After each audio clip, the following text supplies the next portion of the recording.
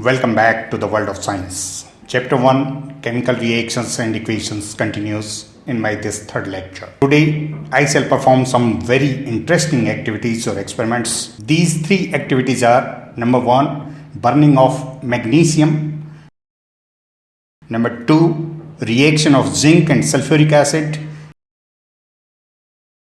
and at number 3, reaction of potassium iodide and lead nitrate. So now I start the first activity. Here you see these are two pieces of magnesium ribbon. In my left hand side, this is uncleaned magnesium ribbon, and a piece of cleaned magnesium ribbon in my right hand side. Now I am holding these in these test tube holders, both of these, and now on this spirit lamp I am going to burn these. So in my left hand side this is uncleaned and right hand side is cleaned. Now you look at,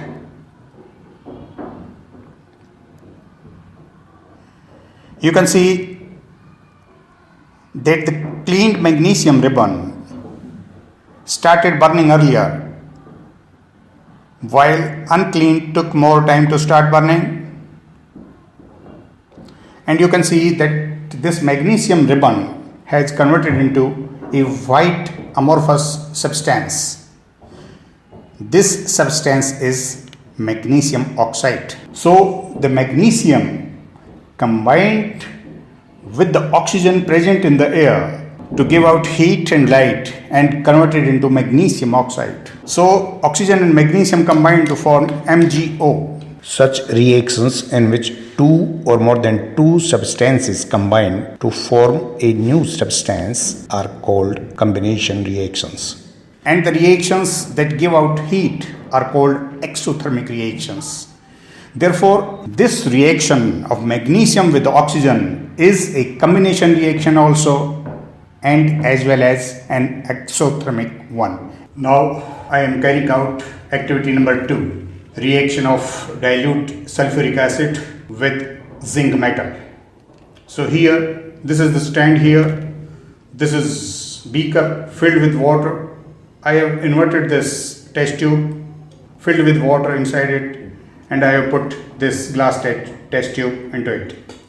Now I am going to prepare dilute sulfuric acid. So I take this test tube, and in this test tube I am going to put about 5 ml of water. Right, I have put the water into it. I am going to measure the temperature. This is 25 degrees Celsius. Okay, now I am putting concentrated sulfuric acid. This is concentrated sulfuric acid. This is quite dangerous. It can burn your skin because this is a strong dehydrating agent. So don't let it come in contact with any of the body part, otherwise it would char your skin. Now let us measure the temperature again. The temperature is going up. It has reached up to 40. Okay, now I am going to put this test tube here. I have fixed it here. Now you can see this is zinc metal sheet. I am going to put this zinc metal sheet into it. So what you observe, you can observe the reaction. You can see the gas coming out, so that the gas coming out can be collected in this test tube. So what you see here, you can see here the reaction. It's going quite fast.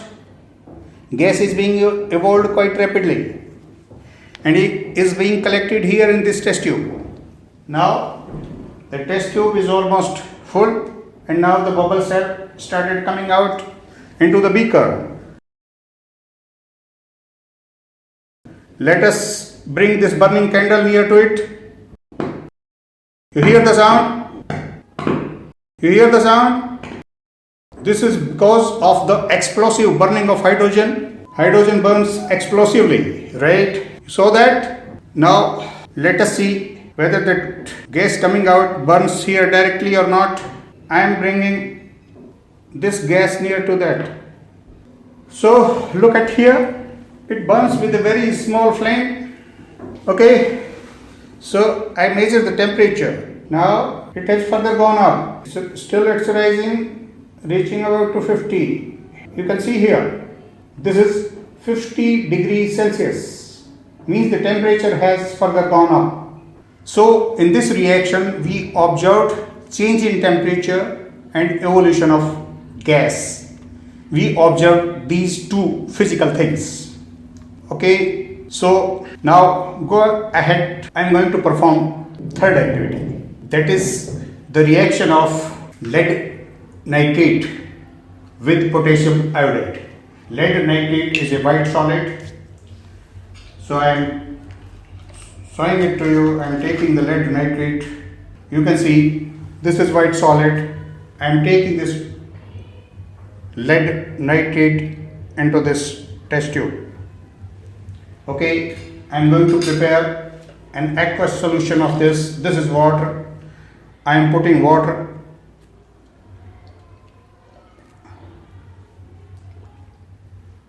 into this, right? I dissolve it with the glass rod.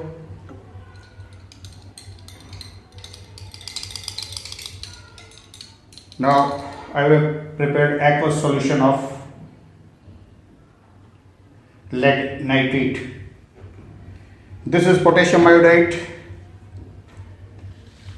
So I am going to add potassium iodide. So this is the solution of lead nitrate. In this lead nitrate, I am going to put potassium iodide. This is potassium iodide solution in this bottle. Okay, I am going to add this into this solution. This is potassium iodide solution, and I am going to add that. So just have a look at what has happened here. Yellow precipitates formed. These yellow precipitates are of lead iodide. So potassium iodide reacted with lead nitrate to give potassium nitrate and lead iodide. So here what we see the formation of precipitates and change in color. Yellow color and yellow precipitates are formed. So in this reaction we observed change in color and formation of precipitates. In these three activities we observed that the chemical changes are associated with some physical changes also, like evolution of heat, evolution of gas, change in color, formation of precipitates, and so on. So whenever such physical changes we observe, we may think of chemical changes being taking place, but not necessarily. The physical changes which are not associated by the chemical changes or not the consequence of a chemical change. And you have also find out a chemical change in which we don't observe any physical change. So that was my third lecture.